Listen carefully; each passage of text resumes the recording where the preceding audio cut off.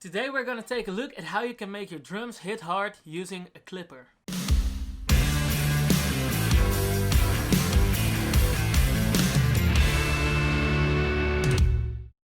What's up, my name is Nick from the Future Musician, and today we're gonna talk about drum clipping. So the problem with drums, it's not really a problem, it's just what drums is that they can sound quite pokey and transient heavy.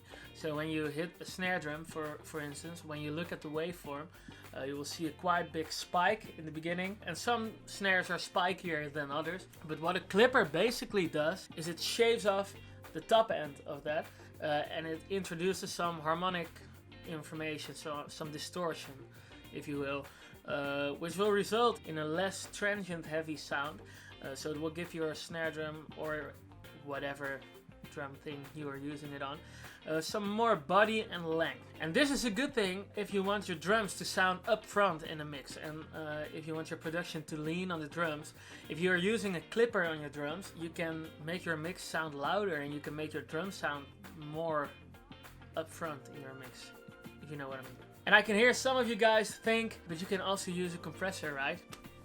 And while that is true, a compressor works differently because the spikes are so heavy. If you want to even out the signal of the drum, you have to apply some really heavy compression with some fast attacks, and this can result in some pumping and it can make your drum sound weird. And if you use a clipper, it shaves off the tops of your hits more in a natural way, and it also adds some distortion, which will make it sound more pleasing for the ears, if you will. So let's just take a look at what a clipper does. Alright, so we're in Cubase. I've got the drums loaded up. It's MIDI drums, so don't shoot me. I actually really like the drums you're hearing right here. It's the Get Good drums, MIDI VST instrument. So if you're looking for some MIDI drums, I definitely recommend that. And also we used the Big Fat Sample snare and kick and tom samples underneath it. So if you are interested in those, check the link in the description. Those play quite a big role in the whole drum sound. So yeah, got the drums.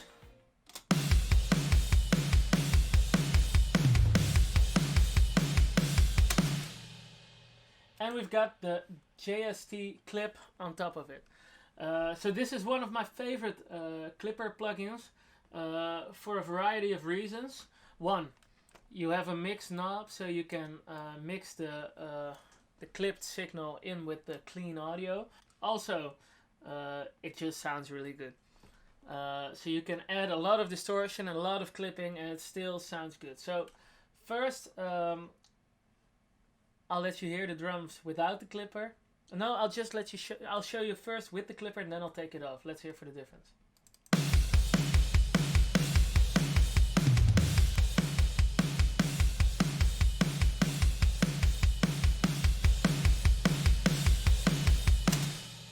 So yeah, as you may have heard, the drums got louder, and that's because that's what you can do with the clipper. You can get your drums to sound really up front. So if I take the clipper over the top, it will sound like this.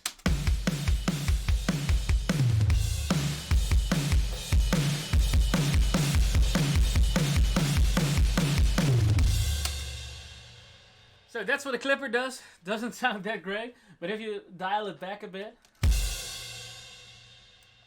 Oh, here we go.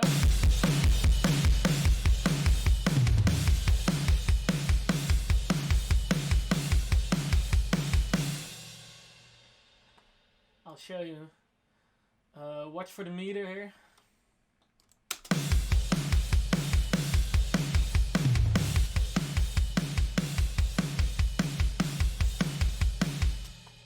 So when I take it off, you immediately see some stuff happening right here. It gets way more pokey, way more dynamic. And if I add in the clipper, you will see that it just cuts everything off above a certain level. So just watch, watch this. Watch the meter, especially here. See what happens when I turn on the clipper.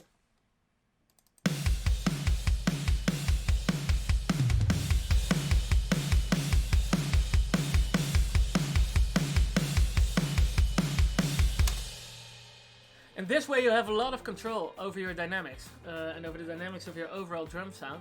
And it's a really cool tool to make your drums sound louder and get them more upfront and make them more heavy. So I use this quite often. You can use clippers for a variety of things, but especially on drums. I really like it. So I hope this video is helpful. Let me know in the comments what your favorite clipper is and whether you use a clipper or not. And if you like this video, make sure to hit like and subscribe, and then I will see you guys in the next video.